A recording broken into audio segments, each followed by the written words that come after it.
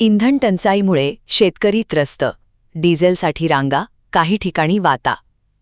राज्यात काही भागांमध्ये पेट्रोल डिझेल टंचाई निर्माण झाली आहे. परभणी, नंदुरबार भागात शेतकऱ्यांना डिझेलसाठी लांब रांगा लावाव्या लागत आहेत. शेतीची कामे अडकण्याची भीती व्यक्त केली जात आहे.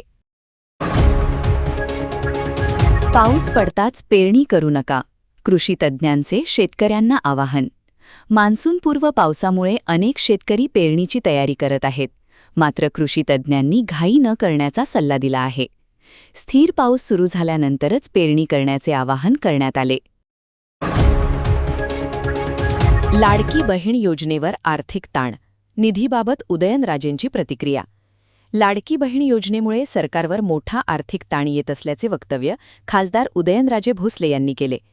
निधी अपुरा पडत असल्याचेही त्यांनी म्हटले आहे. भूसंपादनाविरोधात शेतकऱ्यांचे आमरण उपोषण जाहीर. भूसंपादन प्रक्रियेविरोधात बाधित शेतकरी आक्रमक झाले आहेत. पंचवटी येथे आमरण उपोषण करण्याचा निर्णय शेतकरी संघटनांनी घेतला आहे. राळेगावमध्ये ज्वारी खरेदी सुरू, शेतकऱ्यांना दिलासा. राळेगाव खरेदी विक्री संघामार्फत ज्वारी खरेदी प्रक्रिया सुरू करण्यात आली आहे. शासनाच्या माध्यमातून शेतमाल विक्रीसाठी व्यवस्था करण्यात आली आहे. शेतकरी कर्जमाफी निर्णयाला आचारसंहितेचा अडथळा. राज्य सरकारने जाहीर केलेल्या शेतकरी कर्जमाफीच्या निर्णयाला विधान परिषद निवडणुकीच्या आचारसंहितेमुळे विलंब होण्याची शक्यता व्यक्त केली जात आहे. जूनपूर्वी पात्र शेतकऱ्यांना कर्जमाफीचा लाभ मिळण्याची शक्यता. सहकार विभाग पात्र शेतकऱ्यांची माहिती सरकारकडे पाठवत आहे.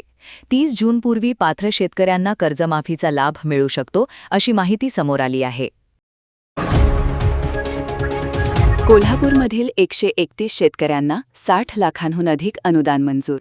फलोत्पादन अभियानांतर्गत कोल्हापूर जिल्ह्यातील 131 शेतकऱ्यांना 60.81 लाख रुपयांचे अनुदान मंजूर करण्यात आले आहे. ठिबक सिंचन, फळबाग आणि आधुनिक शेतीसाठी हा निधी दिला जाणार आहे.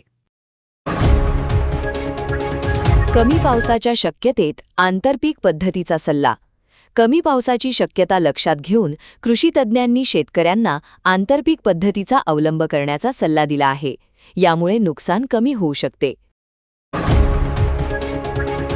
तूर, मूग आणि उडीद बियाण्यांसाठी महाडीबीटी अर्ज सुरू.